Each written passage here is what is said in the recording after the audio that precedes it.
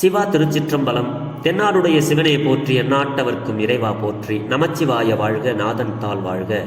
இமைப்பொழுதும் என்னெஞ்சில் நீங்காதான் தாள் வாழ்க. ஈர்த்து என்னை ஆட்கொண்ட எந்தை பெருமான் நம் பெருமான் சிவபெருமான் திருவடிகளை மனம் மொழி மெய்களாலே வணங்கி என் பெருமக்கள் நாயன்மாருடைய திருவடி தாமரைகளை இதய கமலத்தில் வைத்து போற்றிக் கொண்டு எனது அருட்குருநாதர் திருமுறை கலாநிதி வே சுந்தரமூர்த்தி தேசிகரையாவுடைய திருவடிகளை நீல நினைந்து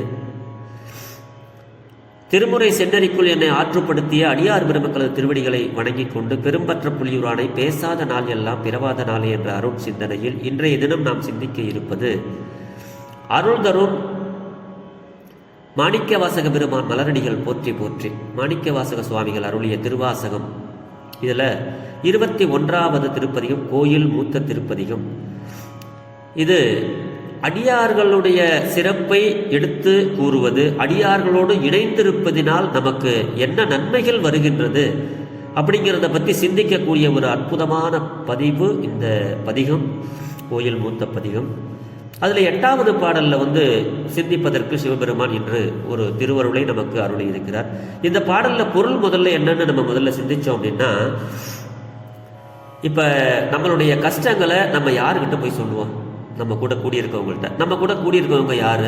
நம்ம ஒரு கோயிலுக்கு போகிறவங்களா இருக்கலாம், ஒரு வழிபாட்டில் உள்ளவங்களா இருக்கலாம், ஒரு அடியார் பெருமக்களாக இருக்கலாம். அப்படி நம்மளுடைய கஷ்டங்களை இப்போ நான்லாம் யார்கிட்ட சொல்லுவேன்னா, என்னுடைய கஷ்டத்தை அடியார்கள்ட்ட தான் சொல்லுவேன். ஏன்னா ஆண்டவனுடைய குணங்கள் அடியார்களுக்கும் உண்டு.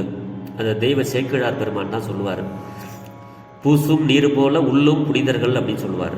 அப்போ அடியார் பெருமக்கள்கிட்ட சொல்லும் பொழுது அவங்க சிவபெருமானுடைய அருளை பெற்றவர்கள் நமக்கு ஆறுதல் சொல்றாங்கன்னா, அந்த ஆறுதல் சொல்றதுக்கும் பெருமானே உன்னுடைய அருள் வேண்டும் அப்படிங்கிறது தான் உண்மை பொருள். ஏதோ எல்லாருமே நமக்கு ஆறுதல் சொல்றாங்க அப்படிங்கிறது அது ஒரு சிந்தனை.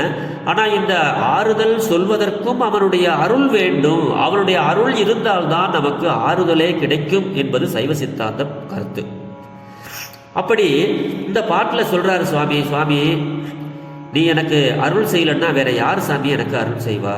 நான் இவ்வளோ கஷ்டத்தில் இருக்கிறேன். இந்த அடியார் கூட்டத்தோடு சேர்ந்திருந்தோம்னா எனக்கு துன்பமே இருக்காது அப்படின்னு சொல்லிட்டு என்ன அடியார் கூட்டத்தில் எப்படியாவது சேர்த்துரு. அப்படி அடியார் கூட்டத்தில் சேர்க்காம நான் இப்படியே செத்து போயிட்டேன்னா திரும்ப திரும்ப பிறப்பேன். இந்த அடியார் பெருமக்கள்லாம் என்னை பார்த்துக்க, பாரு, அடியாராக இருந்தும் அவன் அருள் பெறாமையினாலே இவன் மீண்டும் மீண்டும் பிறப்பை எடுத்துக்கொண்டு இந்த அல்லல் பட்ட வாழ்க்கையில் துன்பப்படுகிறானேன்னு என்னை பார்த்து சிரிக்க மாட்டாங்களா சாமி? எனக்கு ஒன்றை தவிர எனக்கு அஞ்சாதேன்னு சொல்றதுக்கு யார் இருக்கா? அப்படி சொல்றதுக்கு உன்னுடைய அடியார் பெருமக்கள் தான், உன் அருள் பெற்றவர்கள் தான் இருக்கிறாங்க. அதுக்கும் உன்னுடைய அருள் வேண்டும் அல்லவா? இந்த பொன்னம்பலத்தில் அழகா இந்த உயிர்களெல்லாம் வாழ வேண்டுங்கிறதுக்காக பல கூத்துக்களை ஆடுகின்றிருக்கின்ற பெருமானே, நான் எப்படி இருக்கேன் தெரியுமா?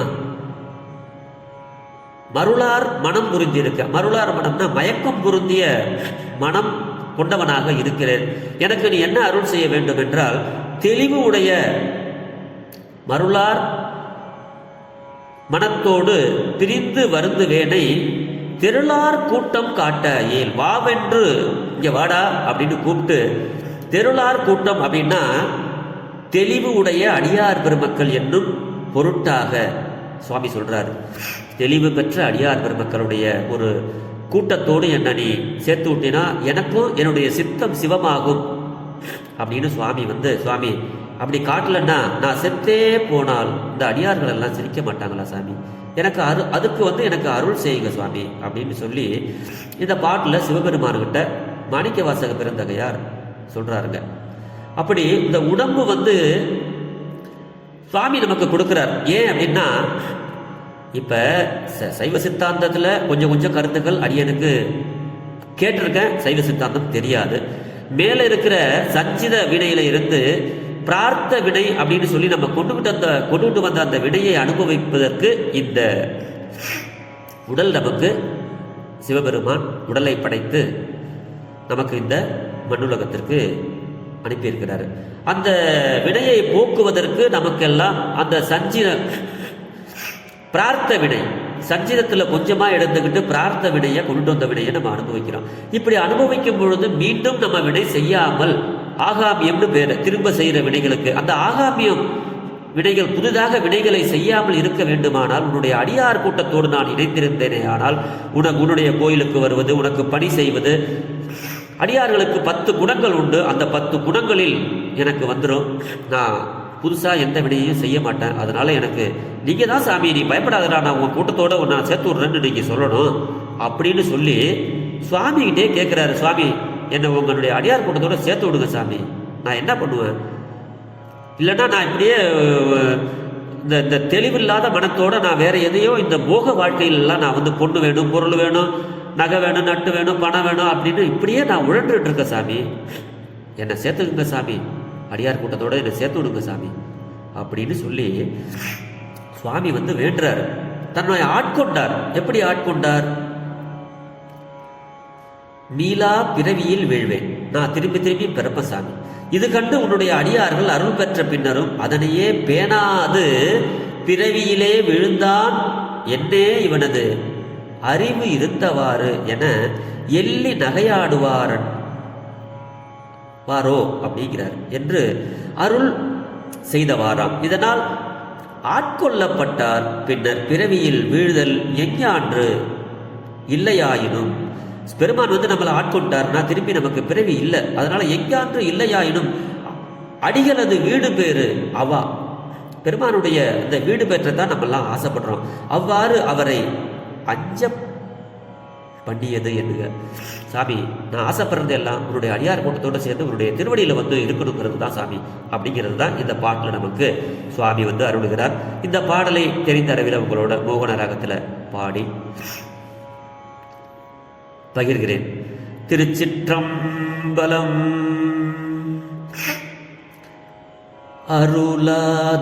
அருளாதொழிந்தால் அடியேனை அஞ்சேல் என்பார் ஆர் இங்கு பொருளா என்னை புகுந்தாண்ட பொன்னே பொன்னம் பல கூத்தா மருளார் மனத்தோடு உனை பிரிந்து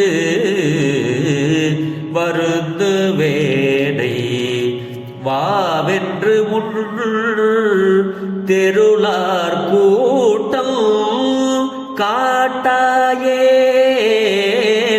செத்தே போனார் சிறியாரோ.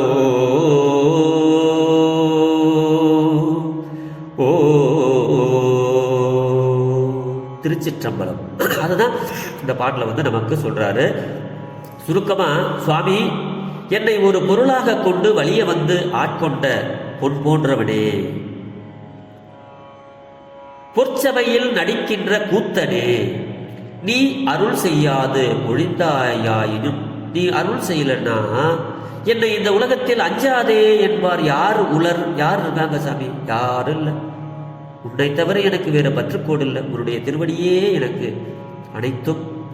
மயக்கம் பொருந்திய மனத்துடன் உன்னை விட்டு விலகி துன்பப்படுகின்ற என்னை வா என்று அழைத்து உன் தெளிவு பொருந்திய அடியார் கூட்டத்தை காட்டாவிடில் யான் இறந்து போனால் உலகத்தார் சிரிக்க மாட்டார்களோ சுவாமி, எனக்கு அருள் செய்யுங்கள், உன்னுடைய அடியார் கூட்டத்தை காட்டுங்கள் அப்படின்னு அடியார்களுடைய சிறப்பை இந்த பாட்டில் நம்மளை சிந்திக்க வைக்கிறார் சுவாமி. என்ன அடியாரோட சேர்ந்துருக்கணுங்கிறீங்க அப்படிங்கிறது அடியார்களுடைய பண்பு என்ன என்பதை பற்றி 10 குணங்களை சொல்றாரு அடியார்களுக்கு உள்ளதை.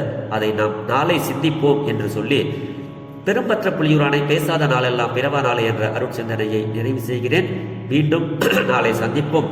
வான்மிகில் விழாது பெய்க, மலிவலம் சுரக்க, மன்னன் கோன்முறை அரசு செய்க, குறைவிலாத உயிர்கள் வாழ்க, நான்மறை அறங்கள் ஓங்க, நற்றவம் வேள்வி மல்க, மேன்மைகொள் சைவ நீதி விளங்குக, உலகமெல்லாம் இன்பமே என்னாலும் துன்பமில்லை, ஆளவாய் சிவனடியே சிந்திக்க பெற்றேன் நானே. ஆழ்க தீயதெல்லாம் அறநாமமே சூழ்க, வையகமும் துயர் தீர்கவே, வாழ்க சீர் அடியாரெல்லாம் சிவா. திருச்சிற்றம்பலம்.